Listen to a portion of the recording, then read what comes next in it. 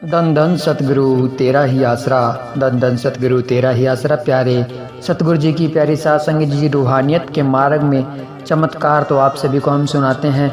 बड़े से बड़े रूहानी चमत्कार पड़े हैं, क्योंकि आप सभी को पता है कि ग्रंथ भरे हुए पड़े हैं रूहानी चमत्कारों से।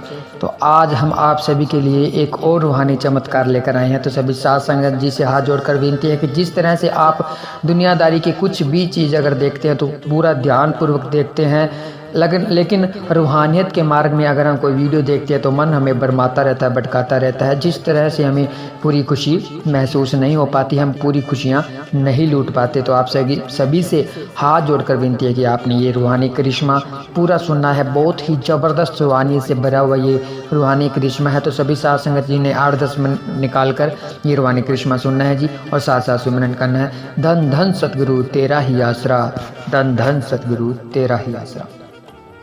सत ब्रह्मचारी सेवादार लेख राम की घटना को साथ संगत की हजूरी में इस प्रकार बयान करता है। बेपरवाह मस्ताना जी महाराज ने परम पिताजी को फरवरी 1960 को बैंड बाजों के साथ सारी दुनिया के सामने प्रत्येक स्वरूप में अपना उत्तराधिकारी बना दिया। 18 अप्रैल 1960 को बेपरवाह मस्ताना जी ज्योति ज्योत समा गए। उसके बाद परम पिताजी ने बाहर झुंबा आदि कई गांवों में सत्संग करने शुरू कर दिए। परम पिताजी ने अभी नाम देना शुरू नहीं किया था, केवल सत्संग ही किया करते थे। 18 अप्रैल 1963 से परम पिताजी ने सत्संग में नाम दान देना शुरू किया। उस दिन पहली बार प्रेमी करम सिंह, जुब्बा, चानन सिंह, मलकपुरा आदि काफ़ी जीवों ने नामदान की प्राप्ति की। इससे अगले हफ्ते ही वालिदो जहान परम पिताजी ने हमारे गांव मलकपुरा हरियाणा का सत्संग मंजूर कर दिया। यहीं से ही कुल मालिक परम पिताजी ने गांवों के सत्संगों में भी नामदान देना आरंभ कर दिया था। मलकपुरा गांव के सत्संग का ही यह वृत्तांत जिक्र है। शहंशाहों के शहंशाह परम पिताजी ने मेरी सच्ची तड़प को देखते हुए बिन मांगे ही हमारे गांव का सत्संग मंजूर कर दिया। ऐसे हुआ कि 18 अप्रैल 1963 के भंडारे से 15 दिन पहले मैं, चानन सिंह व 3 और प्रेमी रात के 9 बजे घर से बाहर गली में खड़े थे। हमने सलाह की कि हम अपने गांव में परम पिताजी का सत्संग करवाएंगे और सेवा में बराबर का हिस्सा डालेंगे। सबसे पहले अपने गांव में केवल मैंने ही नाम ले रखा था। मेरे प्रार्थना करने पर कि हमारे गांव पर भी अपनी मेहर करो जी। इस पर परम पिताजी ने यह वचन फरमाए, बेटा तू अपने गांव में नाम चर्चा लगाया कर, इतने प्रेमी हो जाएंगे कि गिनती नहीं हो सकेगी। उसी दिन मैंने अपने गांव वालों को जाकर बताया कि परम पिताजी 7वें दिन डेरा सच्चा सौदा मौज मस्तपुरा धाम जलाल आना आ रहे हैं। हम सभी वहां कुल मालिक के पवित्र चरण कमलों में हाजिर होकर सत्संग के लिए प्रार्थना करने लगे। अगले हफ्ते परम पिताजी ने जब श्री जलालाना साहिब में अपने पवित्र चरण कमल टिकाए तो मैंने उन 5 प्रेमियों को वहां चलने के लिए कहा। उनमें से एक भी प्रेमी मेरे साथ जाने को तैयार नहीं हुआ। यह देखकर मेरे दिल को बड़ी ठेस पहुंची। मैंने मालिक का नारा लगाया और उदास मन से अकेला ही श्री जलालाना साहिब चला गया। मेरे दरबार में पहुंचने से पहले ही परम पिताजी अंदर तेरावास में जा चुके थे। मुझे इस बात का बड़ा धक्का लगा और मैं अपने आप को कहने लगा कि मैं बदनसीब हूँ, इसलिए तो गांव का कोई जीव तेरे साथ चलने के लिए तैयार नहीं हुआ और शायद इसी कारण से शहंशाह परम पिताजी भी तेरे गांव नहीं जाते। ऐसा कहकर मैं रो पड़ा। मेरे दिल में मालिक के प्रति वैराग्य पैदा हो गया और मैं पास ही एक ईख के खेत में जाकर मुंह ढककर फूट फूट कर रोने लगा।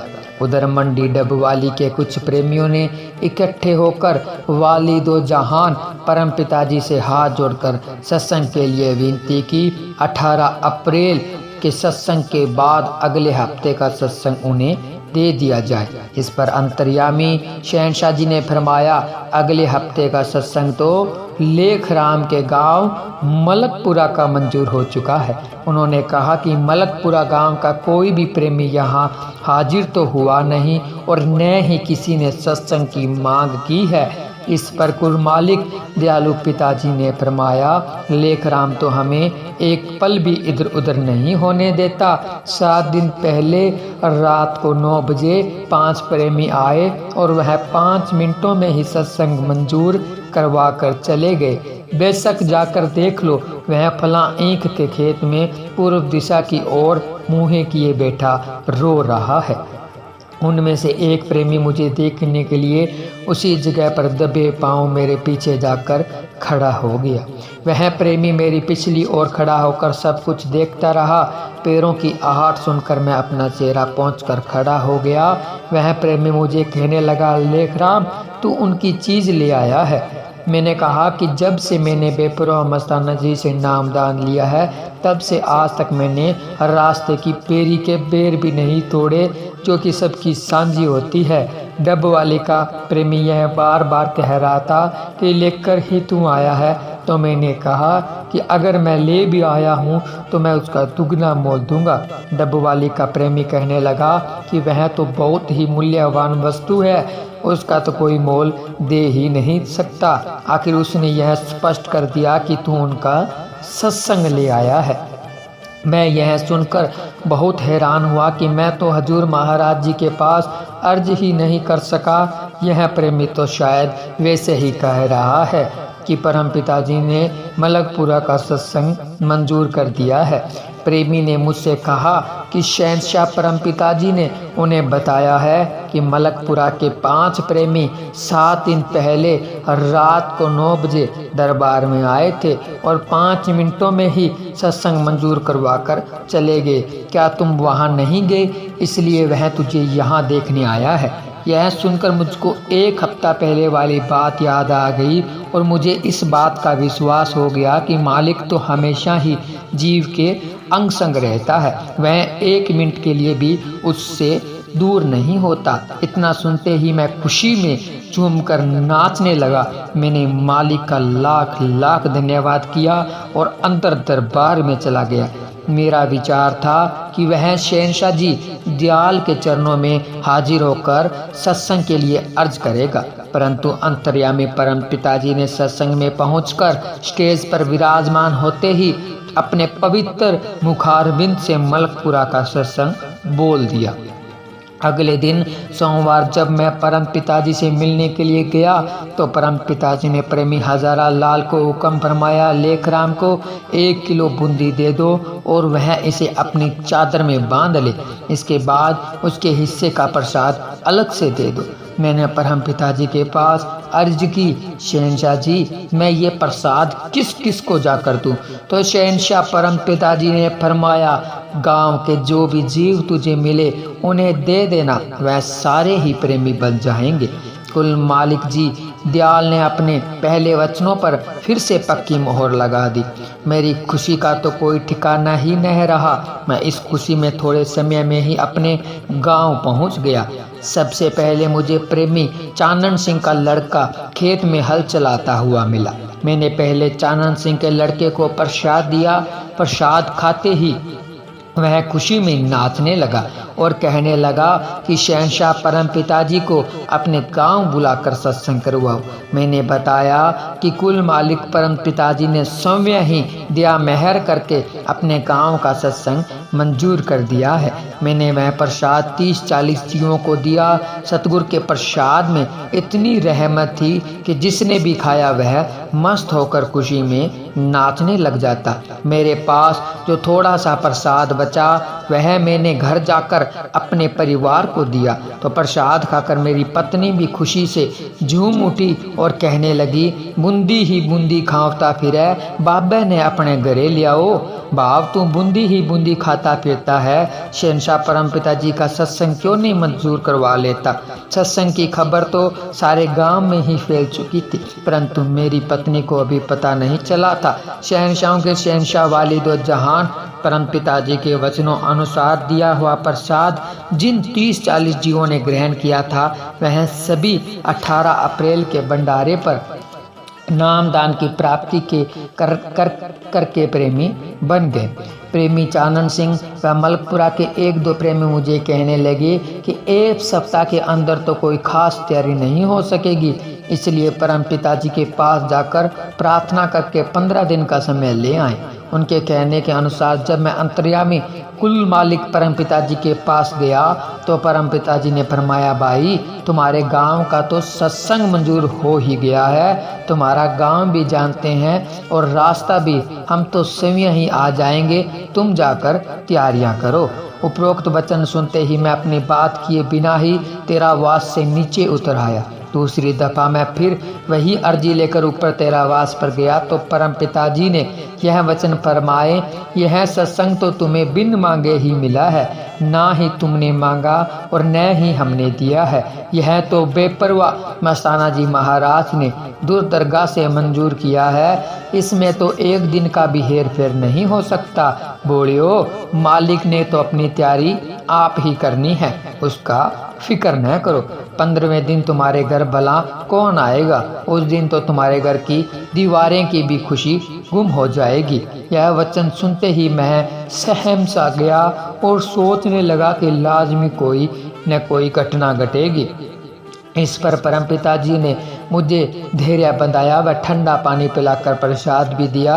शहंशाह जी ने फरमाया, भाई यह रीति जो दूर से ही चली आ रही है, सबको एक न एक दिन अवश्य यहाँ से जाना है, कोई अनहोनी बात नहीं, इसलिए कुछ धैर्य से काम लो। मेरे अंदरूनी विचार अनुसार ही परम पिताजी ने फरमाया, तुम्हारा जो तिकोना मकान है उसमें हमारे ठहरने का इंतजाम करना। दरअसल मेरा भी पूरा इरादा परम पिताजी को इसी कमरे में ठहराने का था, इसलिए ही परम पिताजी ने उस आज्ञा लेना चाहता था। परम पिताजी ने जब सब कुछ समझा बुझाकर पूरी तसल्ली करवाकर मुझे कहा कि तू जाकर अपनी तैयारी कर। सत्संग का जो निश्चित दिन था वह आ ही गया। प्रेमी चानन सिंह के नोहरे में खुली जगह होने से वहीं इंतजाम कर लिया गया, परंतु उसमें तो गुब्बारे बिटोड़े खड़े थे। प्रेमी चानन सिंह का विचार तो था कि उपले गोसे बाहर निकाल दे, परंतु मैंने उसे सुझाव दिया कि अगर उपले बाहर निकाल दिए गए तो माता बहनें बहुत ख्याल करेगी, क्योंकि यदि उनका 1000 रुपये का नुकसान हो जाए तो उन्हें कोई अफसोस नहीं होता, परंतु उनके उपले खराब हो जाए तो वह सहन नहीं कर सकती। मेरे सुझाव मुताबिक उन सभी गुहारों पर सफेदी करवा दी गई तथा उस सारी जगह में इस तरीके से झंडियाँ लगाई गई कि सत्संग पंडाल खूब सुंदर लगने लगा। इसी तरह सारे गाँव को भी झंडियों व कली के निशान लगाकर पूरी तरह सजाया गया। गांव वाले प्रेमियों को बहुत ज़्यादा फिक्र था कि 5-6 दिन में यह सारा इंतज़ाम कैसे होगा। कुल मालिक की अपार कृपा से सारा इंतज़ाम हर प्रकार से बहुत ही अच्छा हुआ। गांव वालों ने इतना उत्साह व प्रेम दिखाया कि लंगर के साथ पानी की जगह दूध ही पिलाया। इस पर साध संगत बहुत ही खुश हुई। जब साध संगत खुश हो जाए तो मालिक अपने आप ही खुश हो जाता है।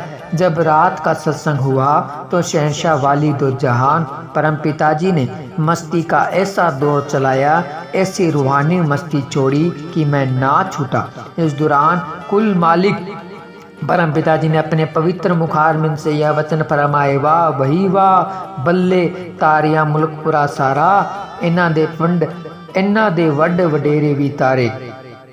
वाह बई वाह बल्ले तारिया मलकपुरा सारा, इन्ना दे वड वडेरे भी तारे, इन्ना दे कुत्ते बिल्ले भी तारे। मलकपुरा वालों ने आज प्रेम का अनोखा प्रमाण दिया है। आज तक किसी समय में भी गुहारे कली नहीं हुए, परंतु मलकपुरा वालों ने दवन्नी की कली, चवन्नी की झाड़ियाँ और पानी की जगह संगत को दूध पिलाकर हमें खुश कर दिया है। भाई यह बिटोड़े ग्रंथों में लिखे जाएंगे।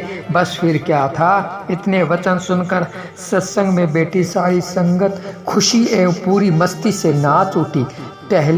पहल परम पिता शाह सतनाम सिंह जी महाराज एक ही नगर में 3-3 सत्संग किया करते थे। रात के पहले सत्संग के बाद मैं परम पिताजी के लिए भोजन में परोंठे बनाकर लाया। सतगुरु दातार जी ने फरमाया, भाई परोंठे हमारे किस काम के? परोंठे तो वो खाए जिन्होंने खेत में कस्सी का काम करना है। शहनशाह जी ने एक मिस्सी रोटी पक्के कचरों चिबड़ों की चटनी के साथ खाई और पानी का गिलास पीकर फरमाया, भाई फकीरों की तो इतनी ही खुराक होती है, यही उनका भोजन है। मेरी पत्नी के मन में बड़ी इच्छा थी कि जब पूज्य परम पिताजी हमारे घर आएंगे तो वह उन्हें दही के साथ बाजरे की खिचड़ी बनाकर खिलाएंगी। उसका यह बहुत ही तड़प थी। कुल मालिक अंतर्यामी दाता जी ने तो हर जीव की अंतर्हृदय की पुकार को सुनते में पूरी करते हैं। दयालु शहनशाह जी ने मुझे सुबह दही के साथ खिचड़ी खाने की इच्छा प्रकट करते हुए फरमाया, भाई अपनी भैंस के दूध की दही जमा देना तथा बीवी को कह देना कि वह बाजरे को कूटकर खिचड़ी पका ले। हमने बहुत दिनों से खिचड़ी ही नहीं खाई, सुबह खिचड़ी खाएंगे। रात के करीब 12 बजे थे जब मेरी पत्नी को पता चला कि परम पिताजी सुबह खिचड़ी खाएंगे तो उसे पूरा चाव चढ़ गया। वह उसी समय बाजरे को कूटकर खिचड़ी तैयार करने लगी और साथ में खुशी से झूम झुमा कर गाने लगी, मेरे गुरुजी खिचड़ी खाएंगे और मेरे दिल की आशा पूरी करेंगे। इस प्रकार मेहरबान सतगुरु जी ने मेरी पत्नी की इच्छा व तड़प को पूरा किया। सच्चे पातशाह जी ने अपने पवित्र कर कमलों से सारे परिवार को उसी खिचड़ी का प्रसाद देकर धन्य किया। रविवार का रात का सत्संग था और उसी रात को नामदान भी मिलना था। बूंदी का जो प्रसाद शहनशाह जी ने मुझे गांव वालों के लिए दिया था और साथ में यह वचन भी फरमाए थे, जो भी मिले सभी को दे देना, वे सारे ही प्रेमी हो जाएंगे। उस समय एक लड़की ने भी वह प्रसाद खाया था। वह लड़की अपने माँ बाप को हर रोज़ कहा करती थी कि वह नामदान जरूर लेगी, परंतु उसके माँ बाप तो उसके विरुद्ध थे। उस दिन परम पिताजी ने अनमोल नाम की दात प्रदान करनी थी। रोटी पानी से फारिग होकर लड़की के माता पिता ने उसे डांटते हुए घर रहने का हुक्म दिया। इतना ही नहीं बल्कि उसके पिता ने बाहर का दरवाज़ा बंद करके ताला लगाकर चाबी अपने पास रख ली व उसकी माता ने भी उसके कमरे में बंद करके ताला लगाकर चाबी अपने पास रख ली। सत्संग शुरू हो गया था। शब्द वाणी व परम पिताजी के पवित्र मुखारविंद के वचन उसे स्पीकरों की आवाज़ के जरिए सुनाई दे रहे थे। लड़की को मालिक से मिलने की सच्ची तड़प थी, परंतु वह तो बेबस थी। सत्संग की समाप्ति के बाद फिर स्टेज पर नामदान के लिए बोला गया। यह सुनकर वह तड़प उठी और उसका दिल कह रहा था कि मकान की छत फाड़कर वह बाहर निकल जाए, परंतु वह नन्ही सी जान जालिमों ने अपने काबू में कर रखी थी। लेकिन मालिक के हाथ तो बहुत लंबे होते हैं। उसकी सच्ची तड़प को देखते हुए परम पिताजी ने अंदर से उसे हौसला दिया। उसकी माँ गहरी नींद में सो रही थी। लड़की अपने चारपाई से उठी और उसने अपनी माँ की जेब से अंदर के ताले की चाबी निकाली। वह ताला खोलकर बाहर निकली। बाहर निकलते ही उसने दरवाज़ा बंद करके ताला लगा दिया। बाहर आंगन का दरवाज़ा वह खोल न सकी क्योंकि उस ताले की चाबी उसके पिताजी के पास थी। उस समय भी वह सो रहा था। लड़की ने आंगन से चारपाई उठाकर दीवार के पास थी। उस समय वह लड़की ने आंगन से चारपाई उठाकर दीवार के साथ लगाई और दीवार पर चढ़ गई।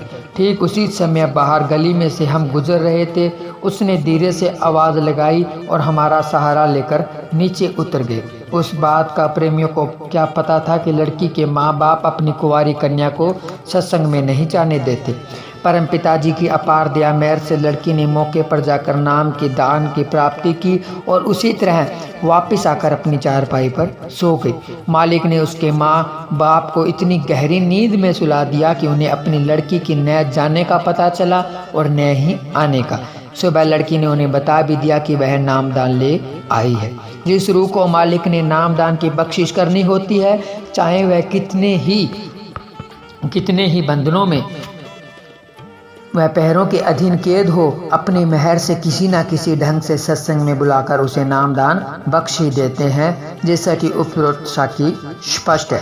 सत्संग का सारा प्रोग्राम परमपिता जी की अपार कृपा से संपन्न हो चुका था। सारे गांव वाले बहुत खुश थे तथा परमपिता जी का लाख लाख धन्यवाद कर रहे थे कि शहंशाह जी ने अपने मुबारक चरण डालकर सारे गांव को धन्य किया है। परमपिता जी ने जो वचन मुझे फरमाए थे कि आज से 15 दिन बाद आपके घर की दीवारों की खुशी गुम हो जाएगी, उसके ठीक 15वें दिन हमारे घर में शोक हो गया, क्योंकि मेरी बहन उन दिनों प्रसव जापे के दौरान चोला छोड़ गई थी। तब मुझको परमपिता जी के उपरोक्त वचन याद आ गए, इसलिए अंतर्यामी सतगुरु जी ने 15 दिनों की बजाय केवल एक ही हफ्ते में हमें तैयारी के लिए दिया था। संत जन धुर के वेदी तथा परोपकारी होते हैं, वे वही बात करते हैं जो जीव के भले की होती है। अगर परम पिताजी उसी दिन ही मुझे सब कुछ बता देते तो उन सब जीवों का आकाश हो जाता। वैसे इशारे के द्वारा मुझे सब कुछ बता भी दिया था। उसी महीने दरबार के माहवारी सत्संग पर समुच्ची साध संगत के सामने परम पिताजी ने स्टेज पर वही वचन दोहराते हुए फरमाया, भाई, जिस प्रकार ठगी मारने वाले किसी आदमी को शराब पिलाकर उसे शराबी का बना कर उसका सारा सम्मान, घड़ी, कड़ा, नगदी आदि निकाल देते हैं, उसी प्रकार मलपुरा वालों ने दवन्नी की कली, चवन्नी की झंडियाँ तथा पानी के स्थान पर सासन को दूध पिलाकर हमें खुश करके 3 वचन करवा लिए। सर्व समार्थ दातार जी ने वही 3 वचन दोहराते हुए फरमाया, भाई, सतगुरु के दरबार में वे तीनों वचन मंजूर हो गए हैं। इस प्रकार 2 जहान के मालिक पूज्य सतगुरु जी ने मलकपुरा गांव की साध संगत को अपनी अपार खुशी प्रदान की। यह सुनकर सारी संगत खुशी से झूम उठी तथा मैं भी, जो अपनी बहन के दुख में गमगीन था, खुशी में मगन होकर साध संगत के साथ नाचने लग गया। धन धन सतगुरु तेरा ही आसरा, धन धन सतगुरु तेरा ही आसरा। तो प्यारे सतगुरु जी की प्यारी साध संगत जी, आप सभी ने सुना रूहानियत से भरा हुआ करिश्मा। तो अभी को ये रूहानी करिश्मा कैसा लगा हमें कमेंट कर जरूर बताएं। और अगर अभी तक आपने हमारे YouTube चैनल को सब्सक्राइब नहीं किया है तो चैनल को सब्सक्राइब करें, वीडियो को लाइक शेयर करें, क्योंकि हम इसी तरह के रूहानी करिश्मे आप सभी के लिए लेकर आते रहते हैं। तो मिलते हैं जल्दी एक और रूहानी करिश्मे के साथ। तब तक के लिए धन्यवाद। धन धन सतगुरु तेरा ही आसरा, धन धन सतगुरु तेरा ही आसरा।